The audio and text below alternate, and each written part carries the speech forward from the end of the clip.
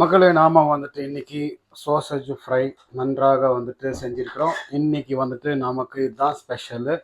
Sausage fry வந்துட்டு இதே மாதிரி வந்துட்டு நீங்கள் ஈஸியான ஒரு மெத்தடில் நம்ம சமைக்கலாம். இதில் என்னென்ன போட்டிருக்கேன்னு சொல்லி சொன்னோம்னாக்கா 4 வெங்காயம், 2 தக்காளி, 4 ஏலக்காய், 1 டேபிள் ஸ்பூன் உப்பு, சோசேஜ் ஃப்ரை பண்ண பிறகு அதுக்கப்புறம் தனியா பவுடர் வந்துட்டு 1 டேபிள் ஸ்பூனு, மஞ்சள் பொடி ஒரு 1 ஸ்பூனு, சில்லி பவுடர் 2 ஸ்பூனு, எண்ணெய் வந்துட்டு ஒரு 6 டேபிள் ஸ்பூனு நான் ஆட் பண்ணியிருக்கிறேன். இதுதான் இன்னைக்கு சோசேஜ் ஃப்ரை.